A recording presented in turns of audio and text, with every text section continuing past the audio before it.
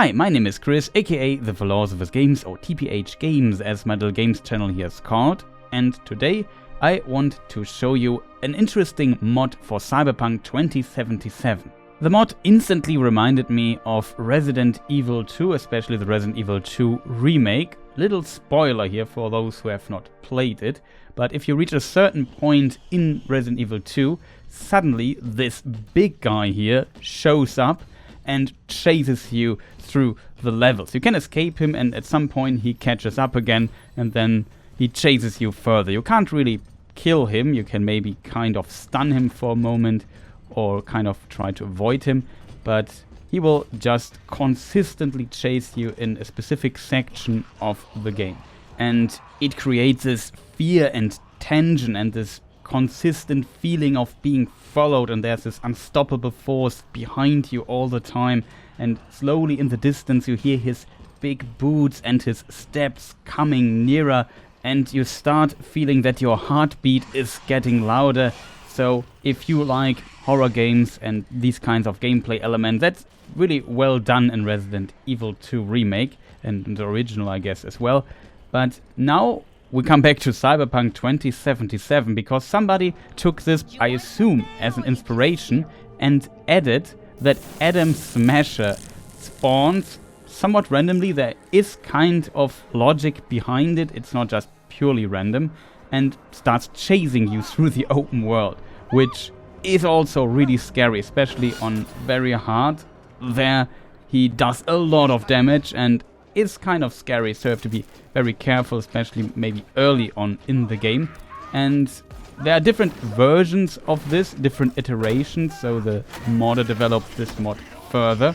Originally you had like a menu and you could set up in this menu all the probabilities for Adam Smasher to spawn and so on, but later on in version 1.0 and later he removed the ability to adjust the probabilities and also added a bunch of other details. Now he has like an optical cameo that he can use against you.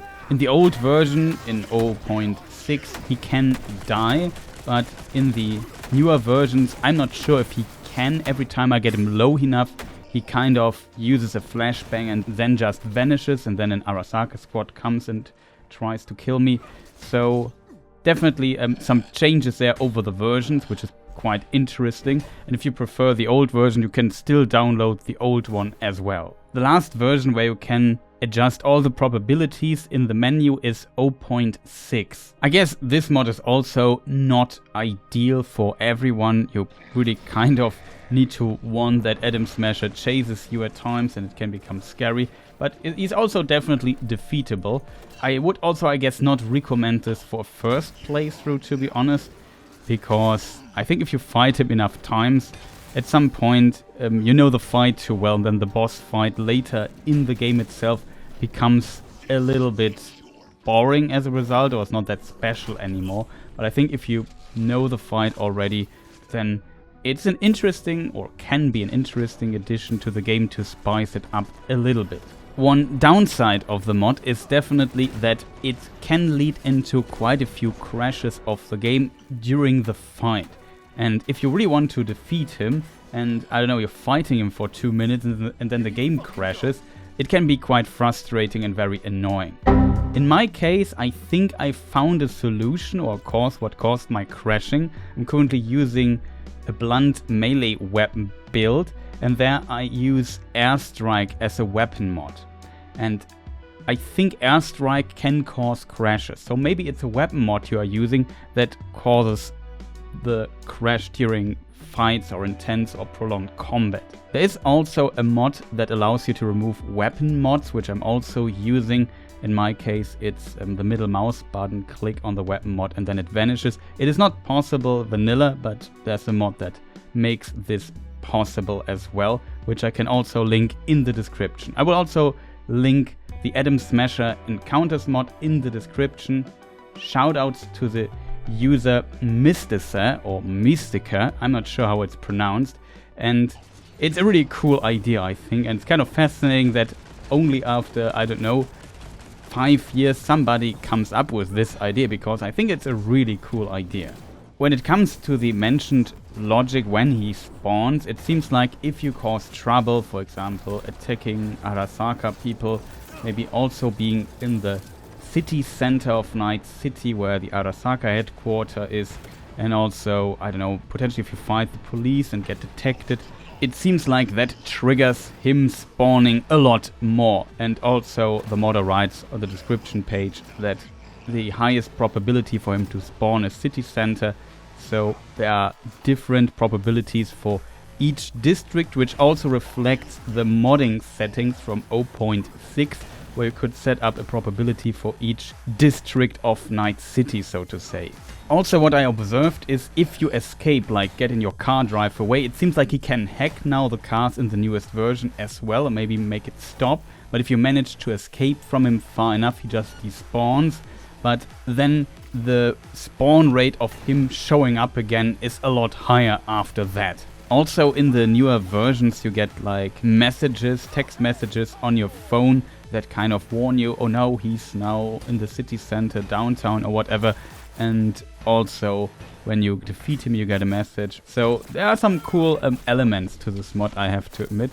And it's a well done mod, to be honest, as long as it doesn't crash. So if you don't have combat crash problems, I have like 200 mods plus installed on my installation of Cyberpunk, so it could be all kinds of problems with other mods, but after removing airstrike it worked a lot more stable and better for me. So it might be that if you don't use airstrike at all in any weapons and don't use any melee weapons, that it might be another mod. So maybe, like I said, just try out maybe removing some weapon mods and see if this kind of does a trick.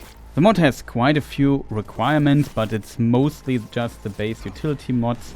In the requirements list there is Red 4 extender not listed because it's not needed for the mod, but for some of the mods needed for this mod you need Red 4 extender, Red 4 EXT. But overall I really like this mod and it's such a cool idea. Huge shoutouts to the modder and the modding community for giving us so much to play around with and kind of explore the game with new features again and again. That's just so cool. I also hope you enjoyed this video, and I think I try to focus in the future with these modding showcases on one specific mod or a specific topic and show you multiple mods that go into this direction, like good mods for a first playthrough that don't alter the game too much, good quality of life mods that should be features in the game, and so on, something like that. Let me know in the comments what you think about this approach, and also if you have mod recommendations, let me know about those as well. And also tell me what you think about this specific mod. Have you tried it out? What are your thoughts on this? Also, if you enjoyed this video, feel free to press the like button, subscribe, and as said, maybe leave me a comment, would be much appreciated.